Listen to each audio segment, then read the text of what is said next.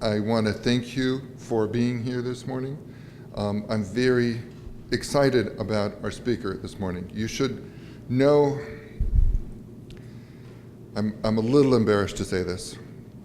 In around 1983, darn close to 30 years ago, I met our speaker this morning.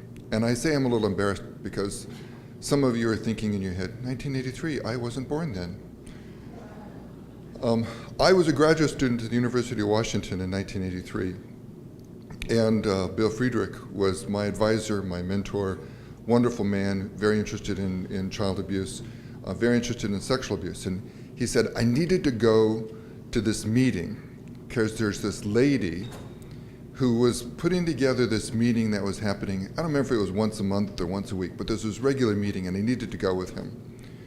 And so on some day, he jumped in my car. Little did I know that he was just the craziest driver in the whole wide world. And he was driving frantically. So I arrived at Harborview Medical Center on the edge of my seat because he was, it seemed like he was driving at 70 miles an hour down side streets. Walked into the Harborview, and I met this lady who was rather small and slight, but she pretty much commanded the room. And she was full of energy. She was very powerful. And from that point on, pretty much any time I had the opportunity to listen to her talk, whether it was in a group or a committee, or listening to her talk as part of a conference and as a speaker, I always took that chance because she was very engaging. She knows a lot about the field that we work in, not just the research, which she absolutely does know, but she's also a clinician. She sees, at least for the last 30 years, clients on a regular basis, treating them, child clients. She knows an awful lot about a lot of the interventions that are currently being used today, a lot of the CBTs and PCITs and triple Ps and all the initials that you can think of, because that's what she's been doing, because she's been a leader in the field of child maltreatment. Actually, if you go into Harborview Medical Center and to the Center for Sexual Assault and Traumatic Stress, there's a picture of her with Ronald Reagan. This is Ronald Reagan, right?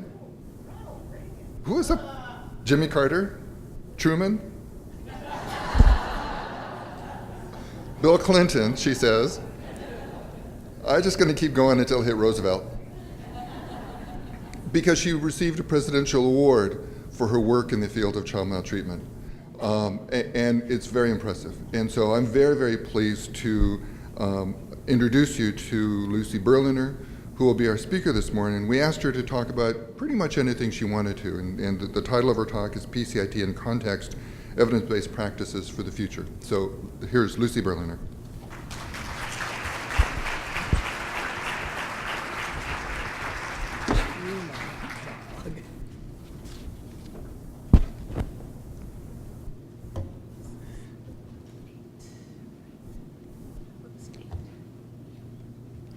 Good morning.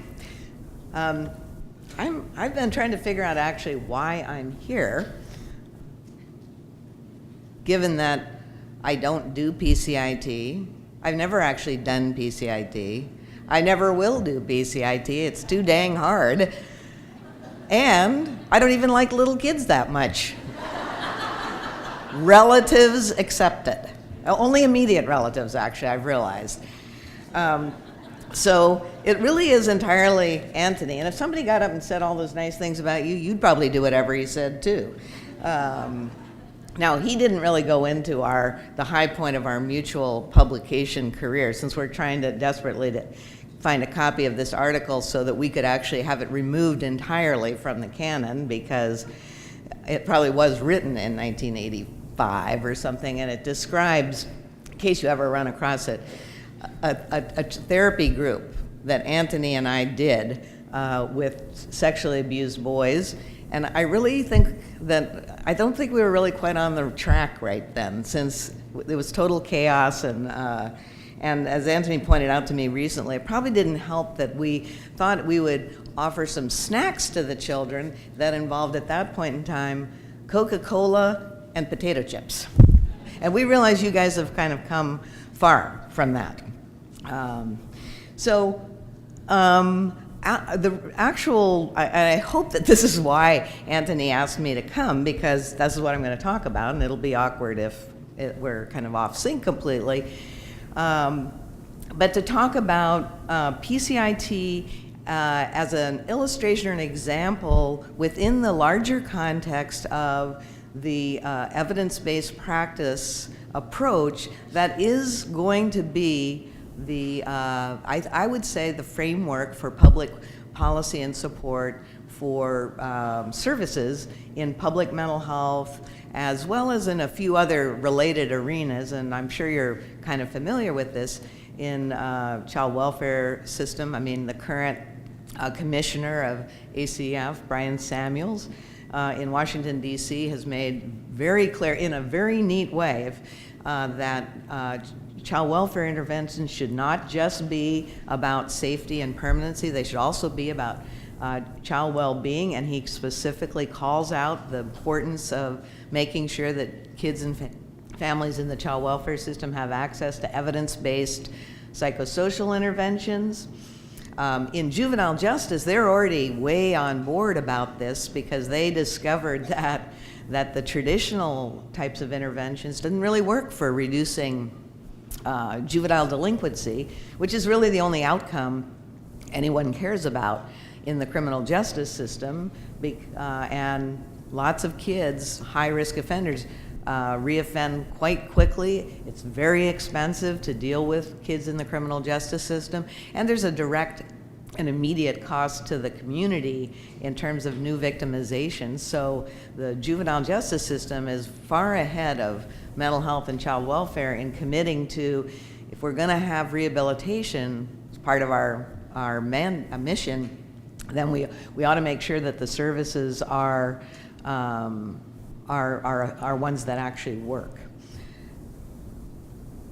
So I do want to start with giving credit to the awesomeness of PCIT, and I know you're all here because you think it's awesome, and I have to say I think it's pretty awesome too. Mostly I would say the thing that makes me think it's awesome is you guys. It's the people who do PCIT, because there's something about the people. They're like the nicest people ever, and I'm really not. So it's really good for me to spend time around the PCIT people, because PCIT people generally live it, breathe it, are it. And Naomi Perry, our wonderful PCIT leader person in our clinic who's here, you know, I mean, it's a very good antidote to somebody like me to have someone who's really nice and focuses on the positives.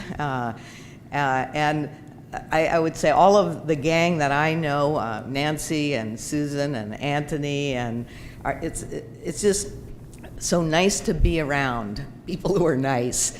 And you can just totally see how the principles that underlie PCIT are going to be nothing but good for children in terms of the modeling that the clinical people and the training people are doing for families, that it's the heart of it is so well reflected in the people who choose to do PCIT.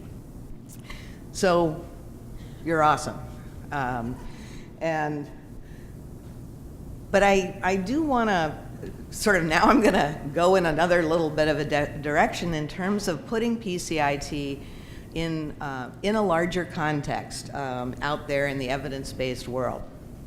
PCIT is in a family of interventions, generally thought of as parent management training type interventions, and there's a lot of them of all the problems, clinical problems that kids and families end up in mental health services for.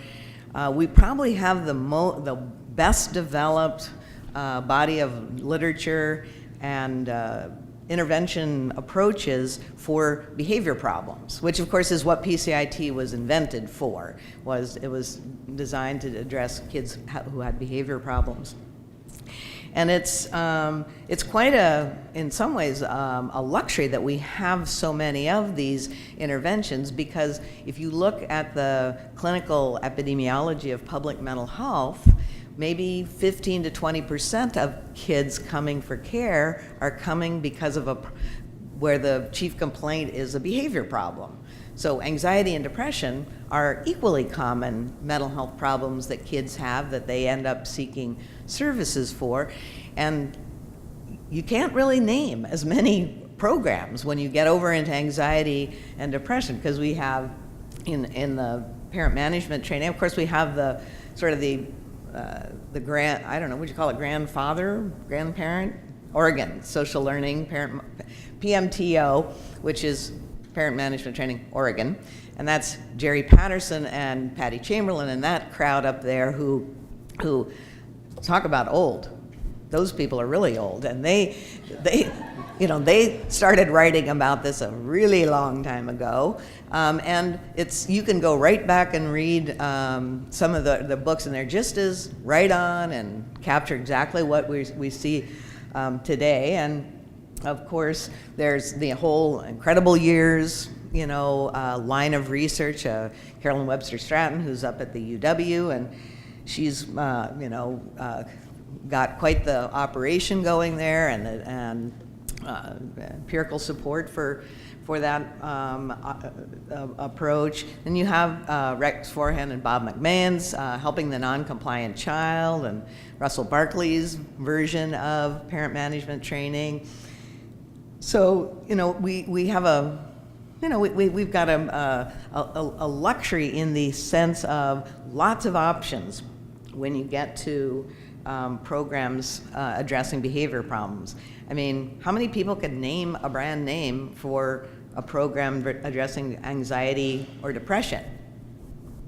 Coping Cat, you don't see a lot of table pounding for Coping Cat, even though that's a very well-established, very effective intervention for anxiety. When you go out and see people wanting something, it's more likely to be, well, the two big winners are PCIT and Traumafocused CBT, right? That have really taken hold and are very well known. And of course, TFCBT is for post-traumatic stress, which is a special kind of anxiety. So we have a really neat situation with all these accumulated interventions. And of course, there's a good reason why we have so many of them in the areas, because we have broad agreement about about how you change behavior problems in kids. There's not a lot of disagreement or dispute or differences of opinion. So all of these programs are really basically based on the exact same theory about how you change behavior problems through enhancing parental responsiveness to kids and consistency. And they're all either fully or partially parent mediated. We get to the little kids and the kids and it's all the parents. And even some of the interventions, like Triple P, basically doesn't bring the kids into it at all, ever. Their whole adolescent version is strictly parent mediated. So that's kind of the signature, I'd say, characteristic, is that the focus is on the parents and helping them respond to their children in a better way. And of course, when you look in the box, which I do, I have a lot of different manuals in my office, and it turns out that the box pretty much looks very, very similar once you look in it in terms of what do people really actually do in these interventions. And the variations on the theme are not really all that significant. There's a little bit around the edges, but by and large, they're versions of the same thing. And this is sort of good and bad. I mean, it probably explains why they all work pretty well, but it can lead to people getting kind of hung up on a detail about the specific way you do this or that.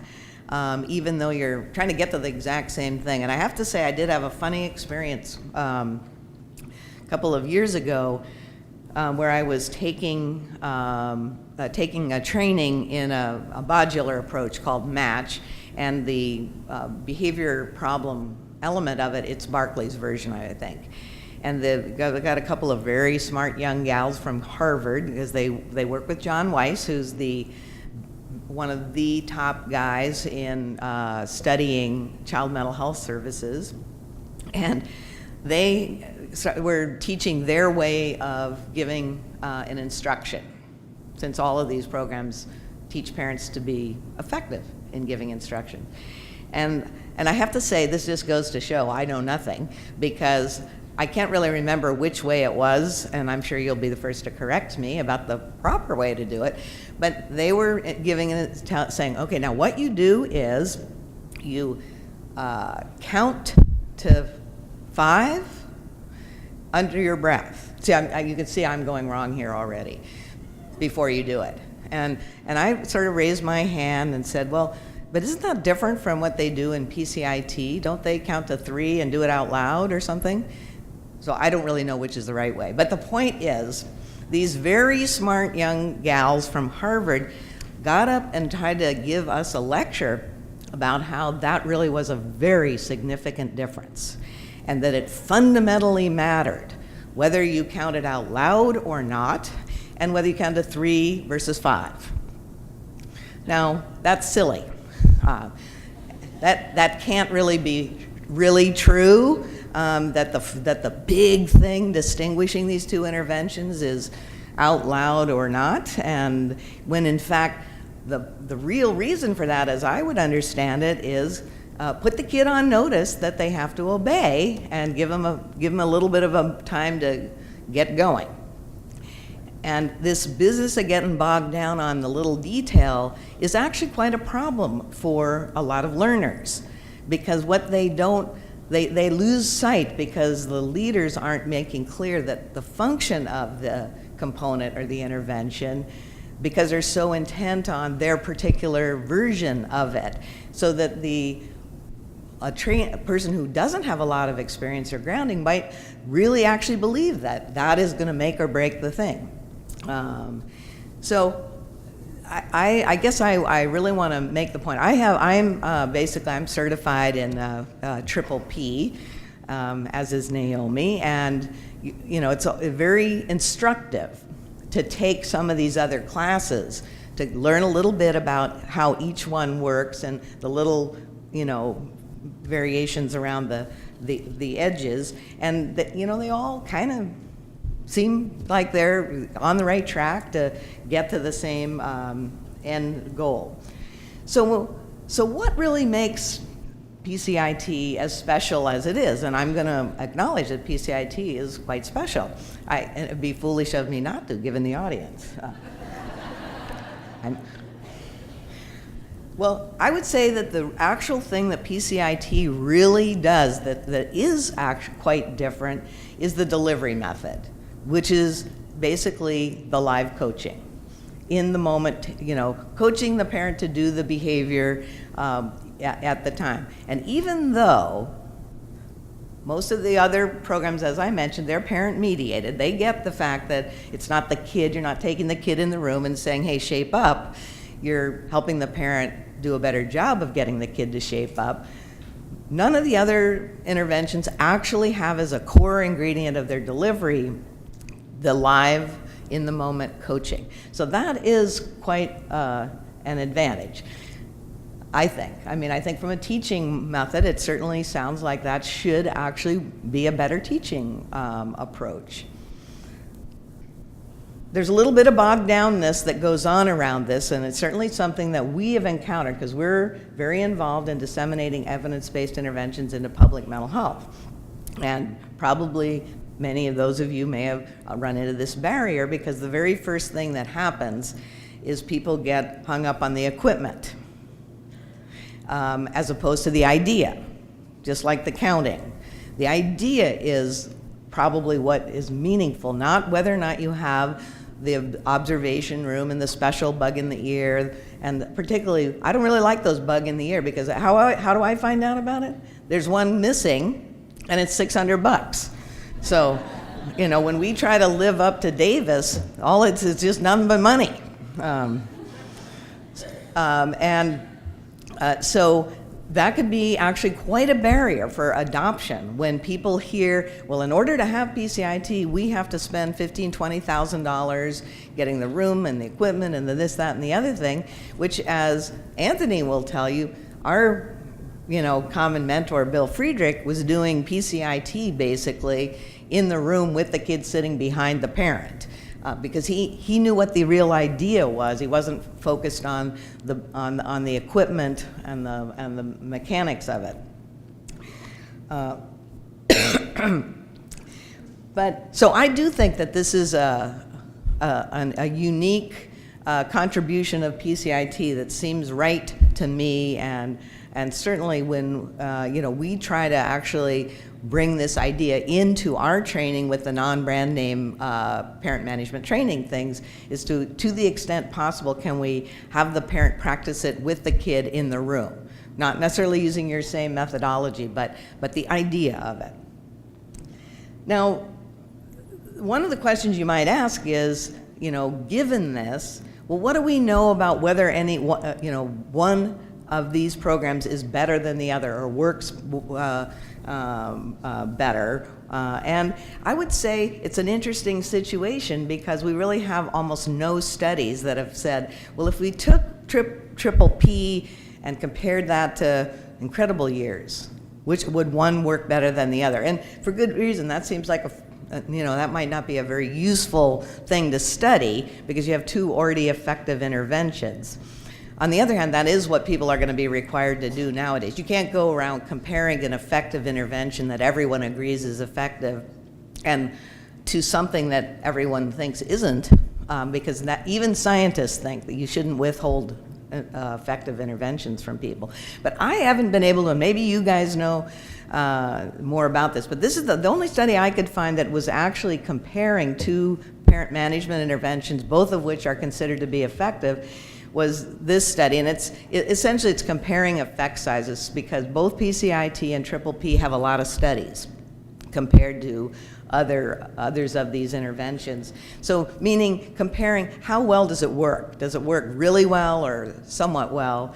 And overall, it turns out it's not a clear picture that, well, PCIT always trumps triple P.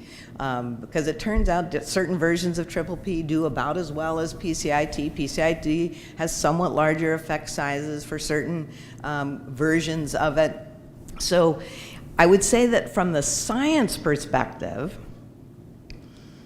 we really can't say that one of these parent management trainings actually is better than another and is the one that ought to be chosen.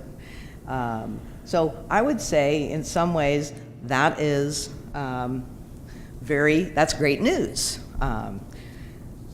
Now, going from the original purpose of all of these parent management programs, which were designed for kids with behavior problems that parents brought in and said, fix my kid, one of the really neat things that PCIT has been a big leader on and really has made, I think, a huge impact on public policy in the service area comes right out of an article that Anthony and Cheryl MacNeil wrote quite a long time ago there, dude. And this is a really, it was actually the first year of the Child Maltreatment, which is the peer-reviewed journal for the American Professional Society on the Abuse of Children. And it was a thought piece in which they made an argument for why PCIT would be a really neat match for child welfare families, particularly families that were physically abusing their children. And that was novel. That had not been proposed or considered at all. And of course, I think that's because Anthony and Cheryl, cared about and were familiar with what the kids and families in the child welfare system and the problems and needs they had. I mean, what the standard approach to the parenting problems has been in child welfare and still is? Those classes, that everybody goes to and has all those certificates for that nobody believes that make any difference at all.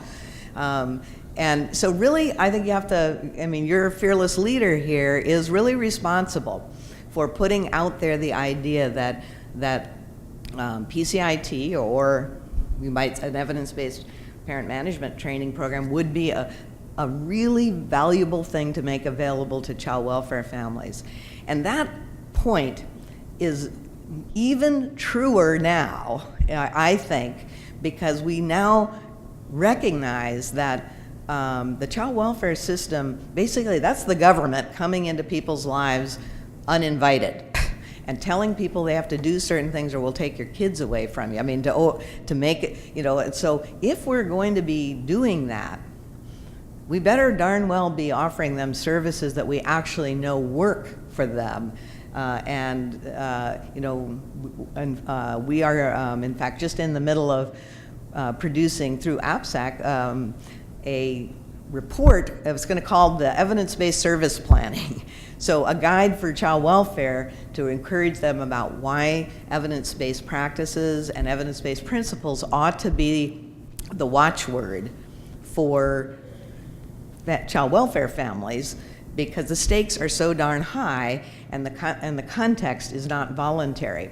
So this was a really impressive idea, and it's really interesting to think about, well, why did PCIT catch on in child welfare so well? And I think that a really good part of that, just my own thought about why it caught on so well, was the delivery method. The idea of, and not just the live coaching, but the absolute requirement that you can't get to the discipline part until you've achieved mastery on the CDI, or the enhancement of parental closeness and warmth and selective attention types of skills. And you know probably very well, what do parents come in wanting when they're looking for help for a kid with a behavior problem? Tell me how to make this kid do what he's told. And PCIT is just, they can say that, but that ain't gonna happen. That's not the model. And I think that the reason why that's really resonated in child welfare is because the child welfare system is not primarily concerned about behavior problems, are they? What they're concerned about is parent-child relationships and risks of omission, parents who don't pay attention or aren't, responsive to their kids, or parents who are coercive or violent or threatening with their kids. So I think that what people liked was that PCIT is really known as focusing on enhancing parental warmth and closeness with their kids, and that the result of that is better behaved kids. And I think that really was very meaningful, because there's so much concern about bonding, attachment, et cetera, et cetera. And I think most of us would say, well, I mean, in terms of interventions for bonding problems or attachment problems, well, what are they? They're parent-child interventions, and of which PCIT is a beautiful example. So what these guys set in motion was not just, by the way, the adoption of PCIT as an intervention that the child welfare system picked up on, but we now have a number of other of these parent management programs, all of which are effective for behavior problems, now being extended into, and we have data showing that they actually not just work to reduce behavior problems, but they address child welfare outcomes, meaning that families who get these interventions are less likely to come back into the child welfare system, which is a big deal, because that is really the goal of the child welfare system, to give people the help they need so they don't come to the government's attention for not taking care of their kids right. So you may be familiar with Triple P has a very interesting, and the results are so good, a lot of people are like, that can't be true, that can't be true. But they have did a study, a randomized trial in South Carolina, where counties were randomized to be control counties, nothing happened there, or to get lots of people trained in Triple P. And it was a lot of different people in different settings, counseling programs, public health, all kinds of parenting programs. So really what they were looking at was not individual change. So they didn't evaluate any individual families. What they did was evaluate population level outcomes. And what they found was that child abuse reports, out-of-home placements, and emergency room visits were reduced. And actually what the real result was they didn't increase as much as the other counties. But in effect, they had a population level effect by having on child abuse by expanding the availability of an evidence-based parenting program in the community. And you can kind of see how that might happen. If every time a parent had trouble with their kids, everywhere they went, they ran into somebody who was actually doing the right stuff, giving them a program that worked, that could have a large effect. And that's a unique study of which, of course it took, like all these things do, years and years and years and millions of dollars, and we may not have a replication of it. We have this couple of studies of, as you know, randomized trials with PCIT showing that it reduces re-referral to the child welfare system, studies out of Oklahoma. There is Project Safe Care, which people may be familiar with. It's an intervention. It's a home-based intervention for neglect. It has 3 modules, but one of them is a parenting intervention, and it does live coaching, by the way, in the moment with the parents, and they're showing good results in reducing re-referral. And then there is Alternatives for Families, which is we like to think of it as the counterpart for the older crowd in terms of physical abuse and coercion. It's tested and shown to work for kids about 6 or 7 and up. And it's a parent-child CBT that, again, focuses on nonviolent, non-coercive parenting and family problem-solving skills and that sort of thing. So really, I think, Anthony, you and Cheryl, making this argument led to, not only a neat idea, but a lot of other people picking up on it and testing it out and finding out it works. And now we have, for the child welfare system, not only programs that can be really effective for the consequences of child abuse, behavior problems in kids, but also as prevention of recurrence. And that is, you can't really beat that. So what I would say that our science tells us about parenting interventions is we have a lot of winners. We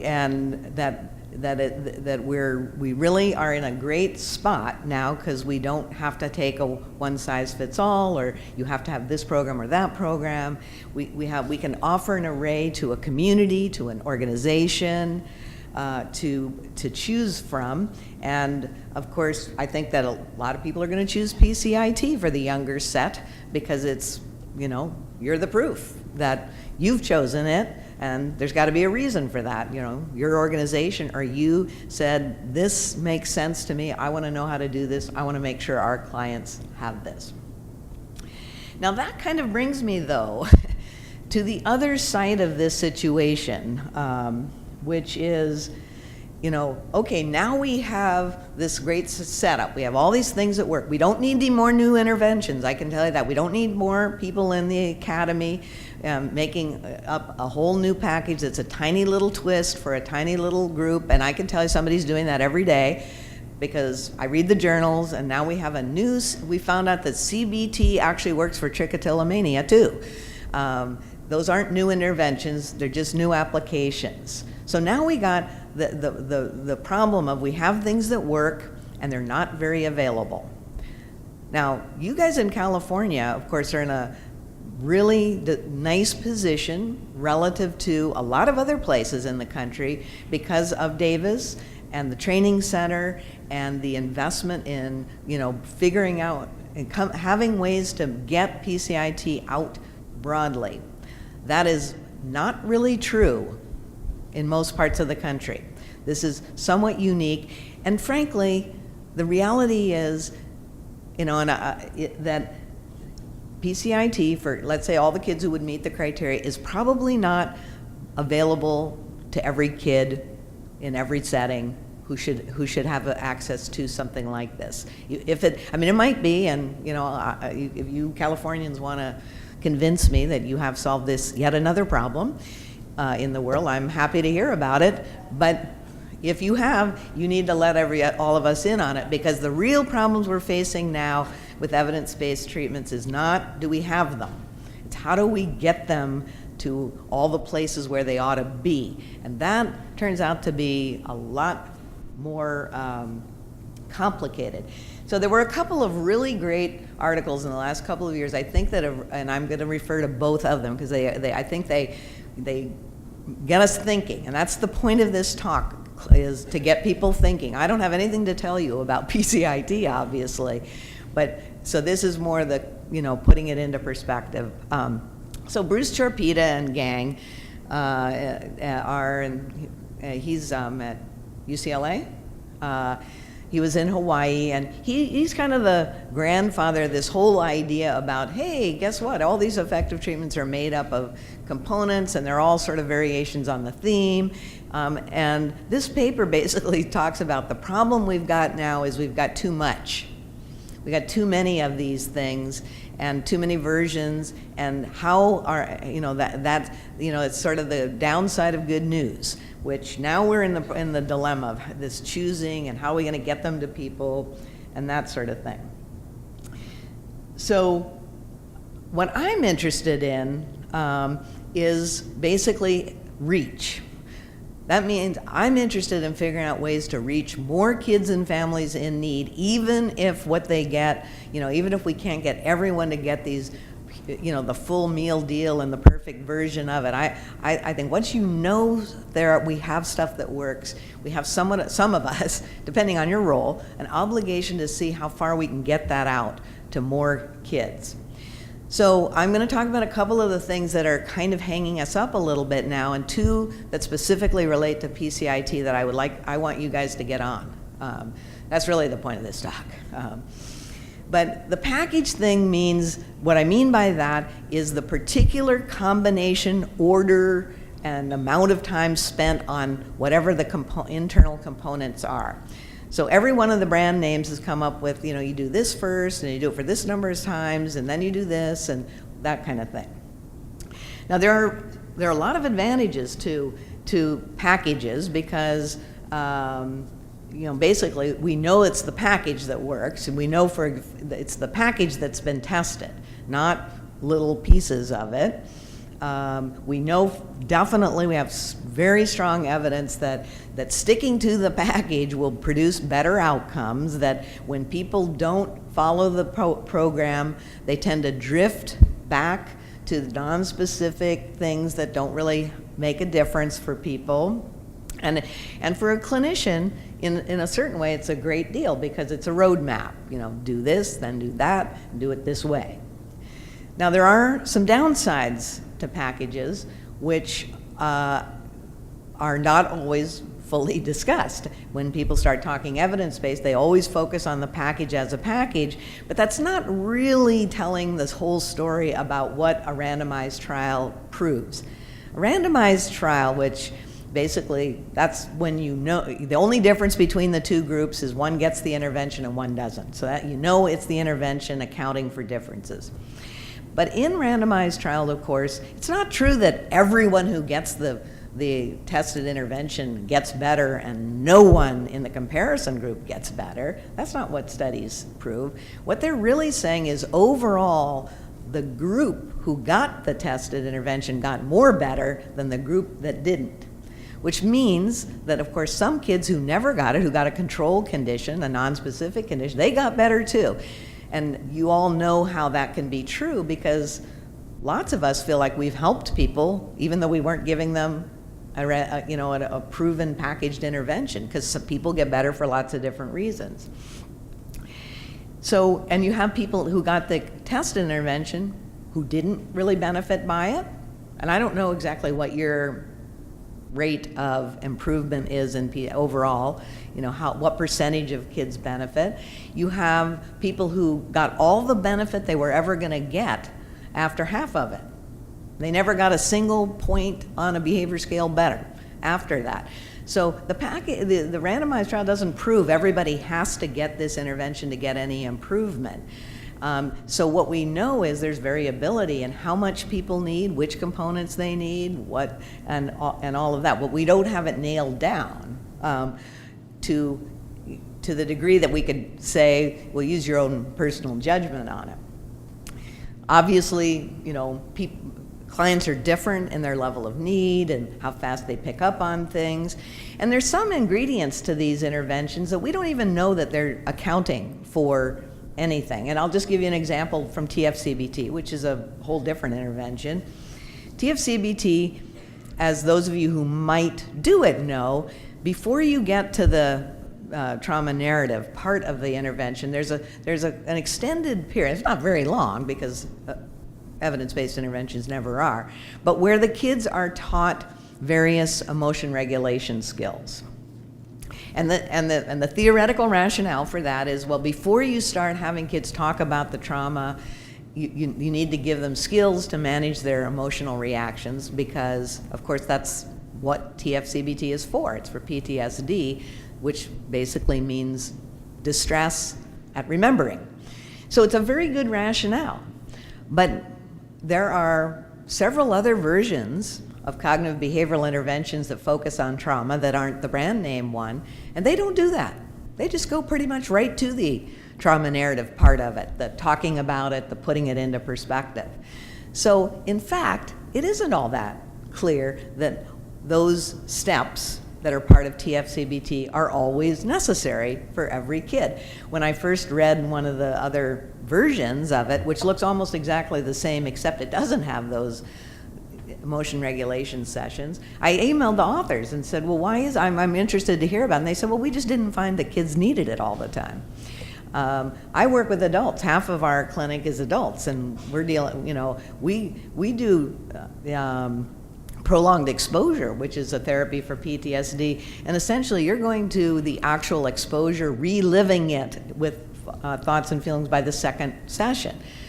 So this is not intended as a criticism of TFCBT or of the component elements that people put in their packages. It's just making a point that they all might not be necessary, or they might not be the things that actually drive your results. The other downside, of course, is all these packages target one outcome, basically. Now, they can have a benefit on some others, which I'm going to talk about in a second, but, all of the ones, the parent management ones, their primary target is behavior problems. They're not targeting other mental health conditions that kids might have.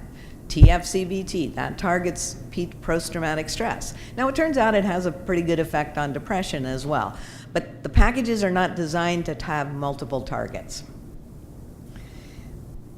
So, coming to the PCIT example, there's two things that I'm really anxious to see, and I haven't seen it yet, PCIT to really, in the organized versions of PCIT, it'll take on a little bit.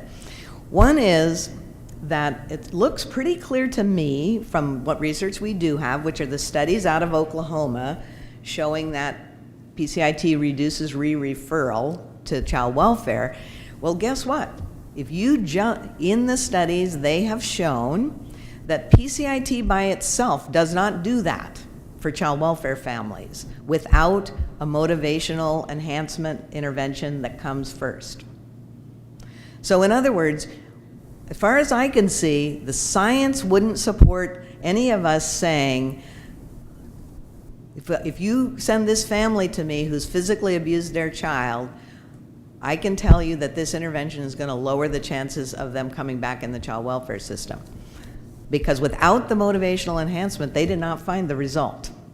And they tested it the right way.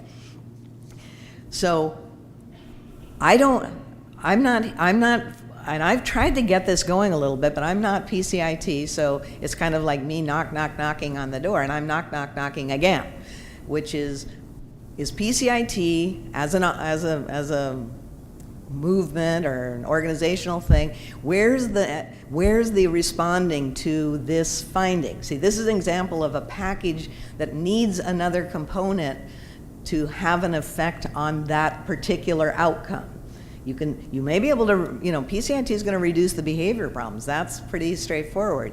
But re-referral for physical abuse, without this add-on component, I don't think we have the science to support it. I mean, and we actually have some science that says it doesn't do that without the motivational enhancement. So I'm interested to see, see something developed.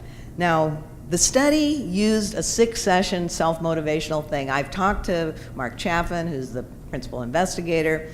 He doesn't think we need to be adding on 6 sessions before PCIT to get the result that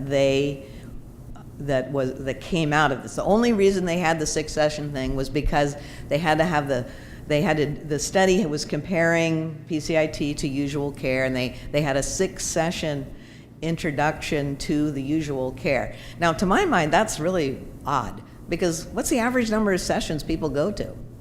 Somewhere around 6. And I'm thinking, well, if you're having 6 sessions to get ready to have the intervention, maybe people will be done. But so I'm not arguing that what people are saying we should have a 6-session intro, and that would be really tough to pull off in terms of reimbursement and all kinds of complications. But really the science for motivational enhancement does not support 6 sessions worth of it. It really supports more like a half an hour worth of it. Now, in my conversations with PCIT people, what I hear back is, oh, well, we do that. Well, maybe you do, but that's not clearly specified that I'm aware of as an element of the delivery of PCIT.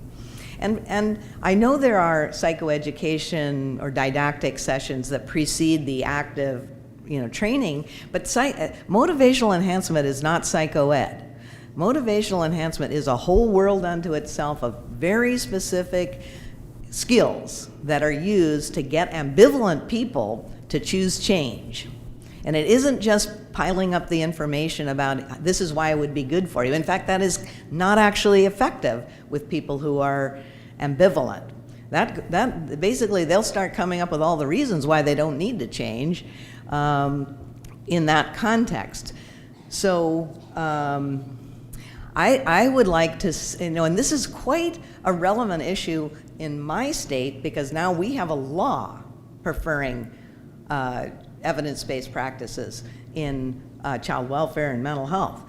And we would like to take a position, we want to capitalize on that and say, okay, if you have a physical abuse case, your default should be PCIT right now, because PCIT does have evidence for physical abuse re-referral, whereas the other effective parent management training interventions at the individual level do not. But if it's not being delivered with this motivational enhancement, I can't make that argument, because that wouldn't be evidence-based. So I'm interested to get you guys who are influential on it. Now, you providers, you got to wait for the bigs to tell you what it is they want you to do and all that jazz, but I'm just taking advantage of an opportunity here to sort of crack the whip that we need to see that, because it's going to be important when you get into these public policy things where you're telling people they have to do certain things. We got to have the support for it. Now, there's another area where I think PCIT, again, where it has to do with the packages, the way, in part of the pack, I just addressed the issue of an element of the package. Here's another example of it, which is the target. So all these EBPs have a target, and PCIT has not been designed to target internalizing problems in kids. But interestingly, we're getting some evidence that it actually affects internalizing problems as well, depression and anxiety. And I think this is your slide. Would that be right? That would be yours. You feel free to explain what it says, but or tell me if I go wrong on it.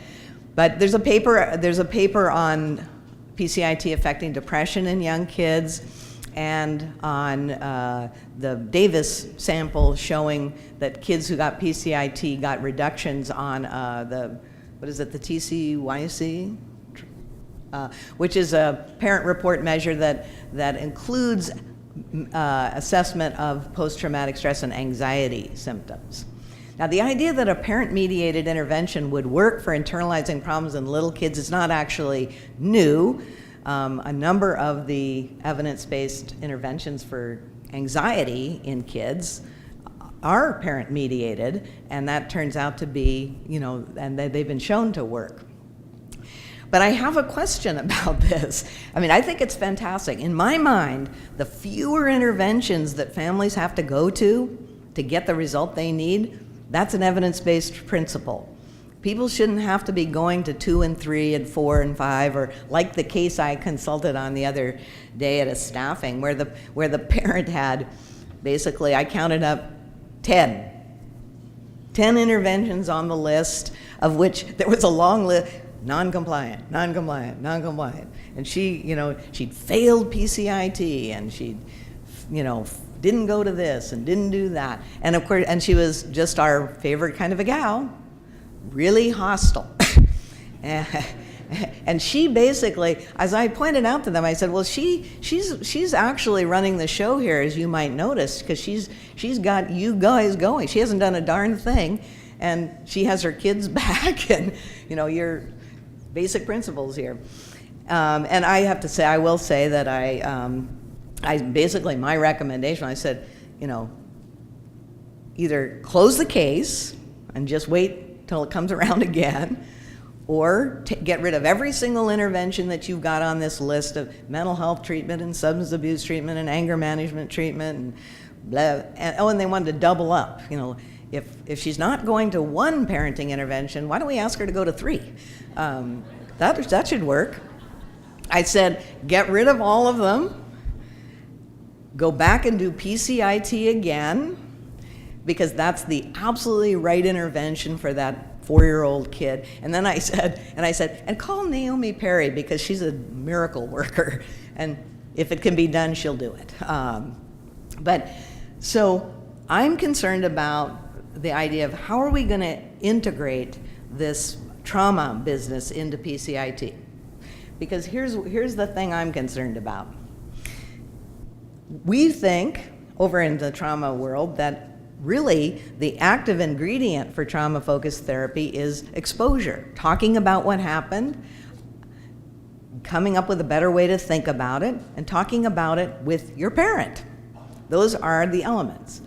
I can't see how you get there through PCIT. Now, I can see how you can reduce general anxiety, but I'm not persuaded at all that it's desirable for young children to not have a structured opportunity to face up to what happened, to learn to talk about it, that's exposure, and to have the opportunity to do that in a structured way with the parent. So if they're reminded later, or they have a question, or they have a concern about it, they have already had the groundwork laid that they can talk to the parent about it, and the parent and the child are on board with a narrative that's helpful.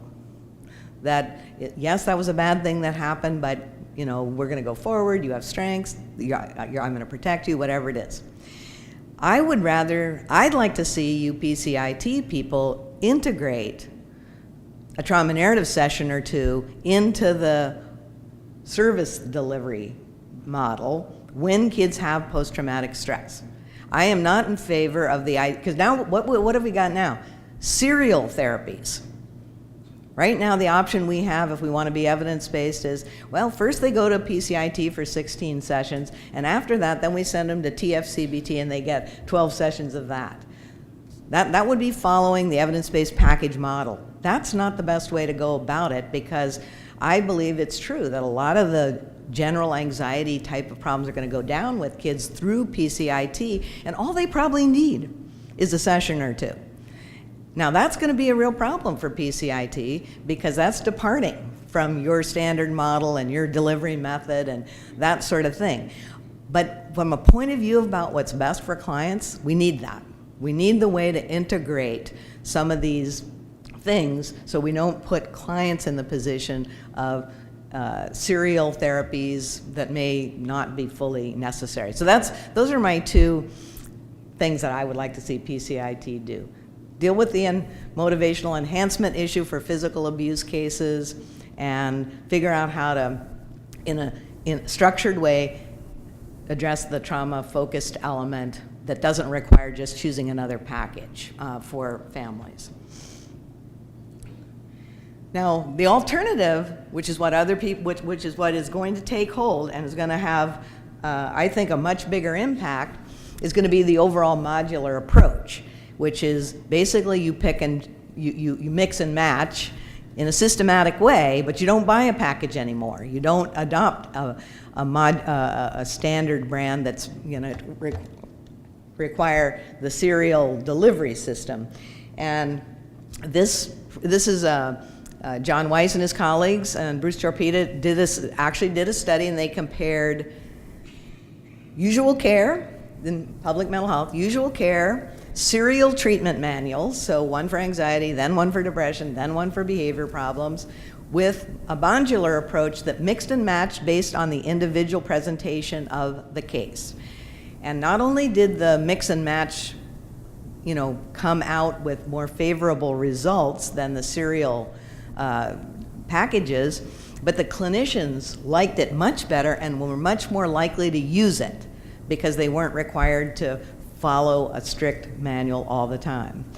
Now, PCIT doesn't lend itself one little bit to that whole idea, but this idea is going to take hold because it's a much more efficient way for an organization to address reach. So instead of having all these different little interventions, we can just have one approach that's going to cover our whole population. So it is important for the packaged models to figure out how and what adjustments can be made and stay true to the model, or basically become more niche as we develop a different kind of approaches that will extend more broadly. Now, the other side of the dilemma here, when you go beyond the packages, of course, is the brand name issue. Because there's some packages like helping the non-compliant child that's not part of a brand name corporation approach, where so anybody can go out and learn to do it, and they don't have to go through any steps or anything like that. So now we have this situation for the training and competency establishing, which is largely at this point driven by the companies. And again, there are advantages and disadvantages, and the advantages, of course, are like you have with PCIT. You have a very good infrastructure that can support the training. The materials are fantastic. There's access to ongoing QA and all that kind of thing. So those are the great advantages to it. But the problem of the brand names that organizations are now facing when they're now at the point where they're being told this is what you have to do in your whole organization, well, they're expensive. They tend to be very narrow, and they target a particular population with a particular problem. And you've got this infrastructure problem for organizations. Well, can we really have 5 different supervision groups and fidelity monitoring schemes? And I'm like, I am a mental health center. I mean, I might be small, but we have to deal with all of this. And I'm like, forget it. That's not feasible. And you get these people sitting in the universities, and literally they'll say things like, well, that's just what you have to do. And I'm like, really?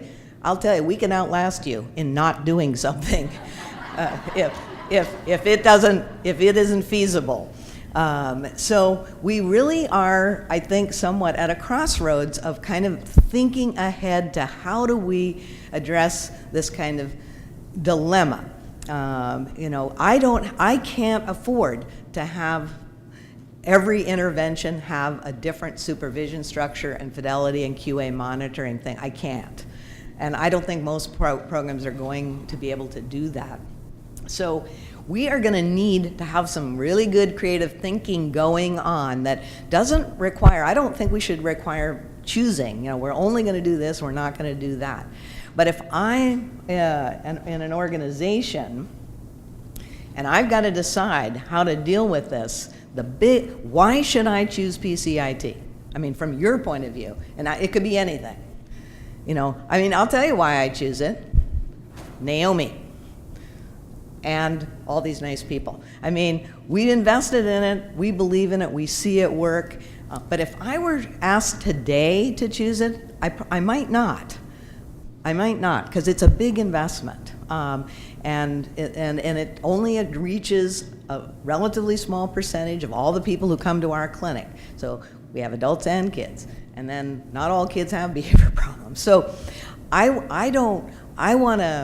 gonna encourage and hope for more discussions about how to make this work in the bigger picture, not just in the individual picture of this one intervention.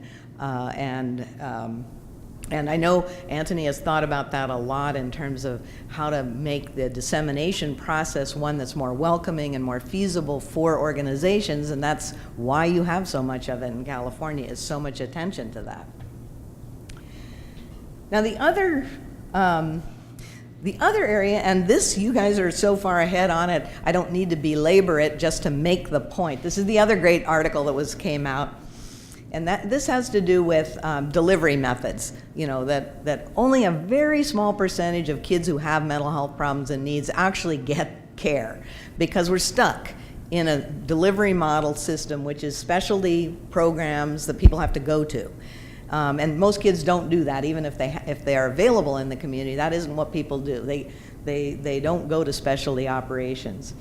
So if we want to really reach the population, we're going to have to get creative about it. And of course, you guys are already out there on that, and I was really impressed at dinner last night with Chris. I know you're talking about home-based delivery, and Emma, you're talking about delivery in vans, and I know Anthony has showed me the iPad versions of at least coaching being done that way. But there's a paper came out last year showing you can treat behavior problems and anxiety in kids, so the parents get the intervention for the behavior problems, the kids directly get it by phone, and their results are as good as in the office interventions, which of course is really depressing to a lot of clinicians, because guess what it means? They don't need to know us, and they can still get better if you're over the phone. And I've heard a lot of people saying that can't be true, I don't believe it, but but even if the effect size was smaller, you're still going to get a benefit by doing things remotely. And so we have lots of technology that we can be capitalizing on, Skyping and FaceTime and that sort of thing. And basically telemedicine is what it comes down to. And it looks like it's a pretty good deal. And because of your delivery method, you guys are in an ideal position to be doing more of that. And I applaud you for your efforts to be out there experimenting. And this is the one paper I could find, you probably are more familiar than I am, but showing that you can get results by doing PCIT over the phone. So PCIT has actually got empirical support for it. So another angle that, of course, I already learned that Anthony is all over, which is really fun this morning. That's what we were doing instead of getting the thing started on time, is the idea of, one of the ways of reaching more people is through this integrated behavioral health. So integrating behavioral health into primary care, so that you are actually identifying kids and families who have needs and getting them the care right connected there. And there are data now showing that you can get really better compliance, better attendance, and good results through these integrated approaches. And it turns out that here at Davis, that the PCIT training group is trying to insinuate itself into the primary care people and help with the idea of developing methods of delivering PCIT through the primary care venue. That is going to be a part of the future, and healthcare reform is doing things in that way. So kudos to all of you. So that's really all I had to say, and the things I'm most interested in hearing how PCIT is going to address, of course, has to do with these two specific things about motivational enhancement and dealing with post-traumatic stress in the context of a PCIT delivery. And I just want to thank you so much for having an outsider like me come and talk to you, and have a great day and learn more about PCIT. Thank you.